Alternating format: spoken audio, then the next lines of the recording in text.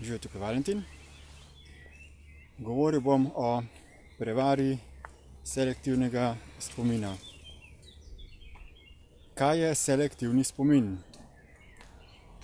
Oziroma izbirni spomin? To select pomeni v angleščini izbirati. Selektivni spomin je torej spomin, ki izbira med določenimi spomini, med določenimi spominskimi vtisi, tako da imamo v našem umu samo določene spomine, samo določene informacije o dogodkih iz preteklosti, nekatere pa pozabimo oziroma si jih ne spomnimo, jih ne moremo ali nočemo priklicati v spomin. Zakaj se to dogaja? Zakaj se nekatere stvari spomnimo, nekaterih se pa ne spomnimo? In kakšnih stvari se običajno spomnimo? Naš je energetski sistem, ki potrebuje energijo za svoj obstoj. To energijo pa proizvaja iz fizičnega telesa na ta način, da v njem ustvarja konflikt. Torej dela na temu, da realnost izrabi v svojo korist na ta način, da nam jo prikaže v zelo pomanjkljivi luči.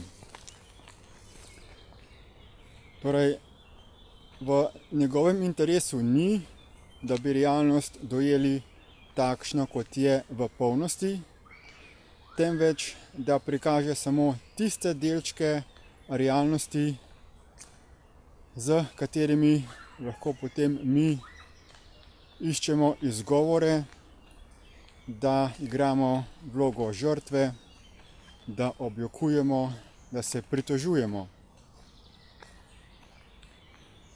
V preteklosti smo doživljali različne stvari. Nekatere so bile prijetne, za nas koristne, nekatere pa boleče in jih nismo marali. Če pomislite, kakšnih dogodkov se spomnite iz preteklosti, boste videli, da se spomnite običajno samo najbolj travmatičnih dogodkov. So tudi nekateri močni, čustveni, pozitivni dogodki, toda prevladujejo negativni, boleči dogodki. Ko se vam je kaj hudega zgodilo, ko ste doživeli bolečino, kakšno poškodbo, bolezen, ko vam je nekdo nekaj žalega rekel ali nekaj hudega storil, ko ste vi nekaj za druge naredili, vendar potem za to niste dobili nekega plačila ali povratne storitve, ali vsaj tako se vam zdi. In potem, ko se spomnite spominov za nazaj, lahko na osnovi tega, kar vam dopušča da se spomnite, torej večinoma teh negativnih stvari, ugotovite oziroma si ustvarite mnenje, predstavo, da je življenje težko, da v življenju trpite, da je življenje nepošteno, krivično. In taki spomini so potem osnova za to, da začnete igrati vlogo žrtve, da se smilite samemu sebi, da druge začnete obtoževati za tisto, kar se vam je hudega zgodilo v življenju. Ignorirate pa vse tisto, kar so vam drugi storili dobrega, s čimer so vam pomagali, kar so vam podarili. In na ta način ustvarjate notranji konflikt. Ustvarjate konflikt, trenje, na osnovi katerega potem posrka življenjsko silo iz vašega fizičnega telesa in s tem povzroča telesu bolečine, kar so potem tudi osnova za razvoj raznih bolezni in poškodb fizičnega telesa. Priporočam zato, da ne nasedate na limanice temveč natančno proučite vse spomine iz vaše preteklosti. Če se spomnite nekega dogodka, v katerem se počutite poškodovani, prizadeti,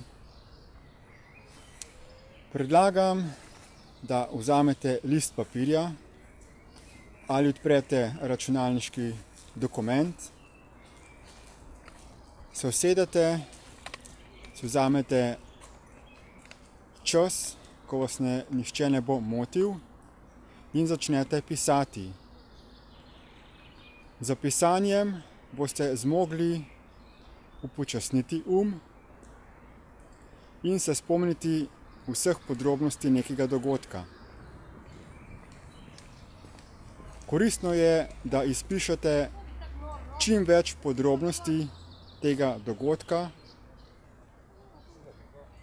in da opišete lokacijo, čas, potek dogodkov, osebe, kdo so bile udeležene, kaj je kdo rekel, kaj je storil, kaj ste vi rekli, kaj ste storili, kaj ste mislili, kaj ste čutili.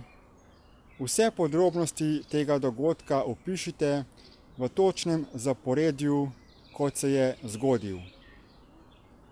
Kajti naše fizično telo beleži spomine iz preteklosti v vsej najmanjši podrobnosti. Naš pa potegne iz tega spomina samo tiste informacije, ki so njemu korist oziroma ki jih lahko uporabi v vašo škodo. Zato, da se pričnete sami sebi smiliti in na ta način se omejite, vam vzame moč do tega, da bi lahko življenje zaživeli v polnosti. Ko potem izpišete vse te podrobnosti dogodka, pa začnite te informacije analizirati in ugotavljati, kateri elementi v tem dogodku so tisti, kjer ste sami tudi sodelovali in v katerih niste druge ljudi obravnavali kot sebi enakovredne in enakopravne. Ko ste tudi vi drugemu kaj rekli ali kaj storili, za čemer ste druge prizadeli oziroma ste delovali na osnovi nekega nerealnega prepričanja. In potem je seveda priporočljivo, da se ta nerealna prepričanja odpusti, da si jih odpustite.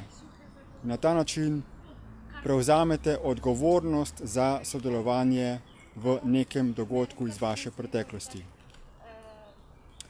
No, tega pisanja se je seveda potrebno naučiti, če se želi podrobno ozavestiti vseh elementov preteklosti.